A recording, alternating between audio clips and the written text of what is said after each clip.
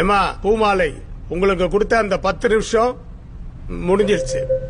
அதனால் இந்த வழக்கை நாங்கள் தள்ளுபடி. ஐயா வணக்கம் தள்ளுபடி பண்ணிடாதீங்க ஐயா. இந்த நாட்டை நீங்க தான் ஐயா காப்பாத்தணும்.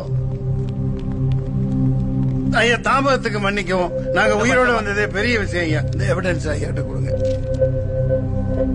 யுவர் ஆனர், என்ன நடந்ததுன்னா, இந்த பாரு, உன் மனைவி பூமாலையினுடைய வேண்டுகோளுக்கு இணங்கவும் மக்களுடைய எழுச்சிக்கு ஏற்பவும் தான் முதலமைச்சர் இங்க வந்திருக்காரு. கேட்க வேண்டியதை மட்டும் கேளு. இந்த தாய் திருநாட்டில் மூளை முடுக்கெல்லாம் மதுக்கடைகளை திறந்து அதில் விற்கும் மது 11 டிஸ்டிலரிஸ் மற்றும் 8 பிரேவரிஸ் முன்னாள் மந்திரிகள் மற்றும் இன்னாள் மந்திரிகளால் நடத்தப்படுகிற இந்த மது ஆலைகளில் இருந்து கொள்முதல் செய்யப்பட்டு வருடத்திற்கு 2 லட்சம் கோடி ரூபாய்களுக்கு மேல் வருவாய் ஈட்டியும் கூட வெறும் 60,000 கோடி தான் வருவாய் வருகிறது என கணக்கு காட்டப்படுகிறது. Your Honour, exhibit 1.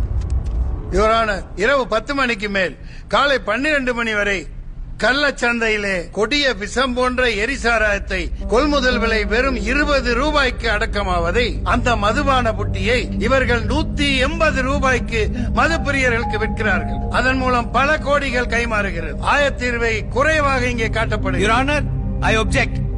இதுக்கெல்லாம் சாட்சியமோ எந்தவித எவிடன்ஸோ இல்லாம ஓபன் கோர்ட்ல officers of our government accuse பண்ண கூடாது. அனைத்திற்கும் எவிடன்ஸ் கொடுக்கப்பட்டிருக்கிறது யுவர் ஆனர். மரியாதைக்குரிய அட்வொகேட் ஜெனரல் தெரியாமல் பேசுகிறார். இதோ எக்ஸிபிட் 2, சர்டிஃபைட் காப்பீஸ்.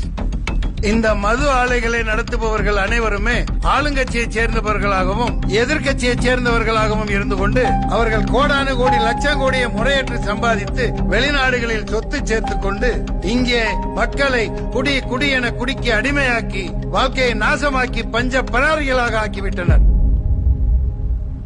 உன்னற்க கல்லை உனில் உண்க சான்றோரால் எண்ணப்பட வேண்டாதா என்ற வள்ளுவ பெருந்தகையை ஆட்சி அதிகாரத்தின் அடையாளமாக வைத்துக் கொண்டு ஆட்சி நடத்துகிற இந்த அரசு ஐயன் வள்ளுவனுக்கே ஆப்பு வைத்து அரசாட்சி நடத்துகின்றனர். யுவரானர், மதுவை குடிக்க வைத்து மக்களை மடையர்களாக்கி வெறும் ஓட்டு போடும் எந்திரங்களாக்கி அவர்களுக்கு வாக்கு செலுத்துவதற்காகவே இலவசங்களை பிச்சையாக போட்டு அதன் மூலம் ஆட்சியை பிடித்து சரக்கில் வரும் வருமானத்தை அவர்கள் பையிலே போட்டுக்கொண்டு மிகப்பெரிய கார்ப்பரேட் நிறுவனங்களுக்கு அதிபதிகளாக உலா வந்து கொண்டிருக்கின்றனர் இவர்கள். யுவரானர், மிஸ்டர் திருப்பதி, நீங்க பேசுனது எல்லாமே ஏற்கனவே செய்தியா வந்ததுதான். உங்க ஃபைனல் பாயிண்ட் என்ன? அத முதல்ல சுருக்கமா சொல்லுங்க.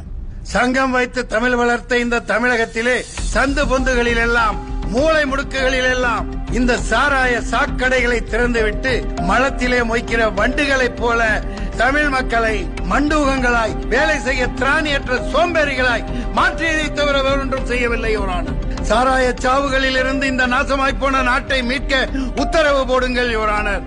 இதுதான் எனது கட்சிக்காரர் பூமாலையின் தாழ்மையான வேண்டுகோள். யுவரானர், மது விலக்கு முழுமையாக அமல்படுத்தப்பட்டால் கள்ளச்சாராயம் பெருகும். இப்ப மட்டும் கள்ளச்சாராயம் இல்லைங்கிறீங்களா முதல்வரே? 2 மாசத்துக்கு முன்னாடி 24 பேர் செத்தாங்களே, நல்ல சாராயமா முதல்வரே? ஆந்திரா பள்ளிக்கொண்டானில இருந்து லாரியா எரிசாராயம் வருது. Good question. ஒரு அரசு 300 ரூபாய்க்கு கீழே யாரும் குடிக்க முடியாத நிலையை ஏற்படுத்தி எல்லா கதவுகளையும் அடைத்து வைத்திருக்கின்ற போது அடிமட்ட ஏழைகள் குடிப்பதற்கு வேறு வழி இல்லாமல் கள்ளச்சாராயத்தை நாடி சாகிறார்கள். இப்படிப்பட்ட கள்ளச்சாராய சாவுகளை நீங்கள் எப்படி நிறுத்தப் போகிறீர்கள்? மது விலக்கு திடீர்னு அறிவிச்சிட்டா நிறைய பேர் தற்கொலை பண்ணிப்பாங்க. எப்படி தற்கொலை பண்ணிக்குவாங்க யுவரானர்? காவல்துறை எதுக்கு இருக்கு? உங்க பின்னாடியே பந்தோபஸ்து வர்றதுக்கா? ஹெல்மெட் இல்லன்னு சாதாரண மக்களை பக்குன்னு போய் பிடிக்கிறாங்க. அதே வேகத்தை இதுக்கும் செயல்படுத்துங்க முதல்வரே. எத்தனையோ நாடுகளில் மது விலக்கு அமுலில் இருக்கிறது. அந்த நாடுகள் நன்றாகவே இருக்கிறது. தமிழகத்தில் மட்டும்தான் வாழ்வுரிமை பறிக்கப்பட்டு இந்த மதுவால் இளைய தலைமுறை அழிந்து நாடே வஞ்சிக்கப்பட்டு விட்டது. யுவரானர், மாண்புமிகு சிஎம் ஐயா, திருப்பதி அவரோட வாதத்தை வச்சுட்டாரு. நீங்க தான் உங்க பதில சொல்லணும். எவன் செத்தா என்ன, எவன் குடும்பம் அழிஞ்சா என்னன்னு கடையை திறந்தே வச்சிருக்க போறீங்களா இல்ல மூட போறீங்களா?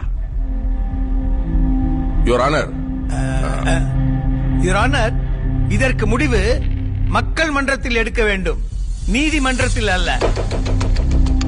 ஒரு பொங்கல் பண்டிகைன்னா இலவச வேட்டி, இலவச சேலை, இலவச கரும்பு, பணம், வெள்ள நிவாரணம், லேப்டாப், ஸ்கூட்டி, ஃபேனு, ஆடு மாடு, இப்படி எதை இலவசமா கொடுத்தாலும் வாங்கிக்கிறீங்க.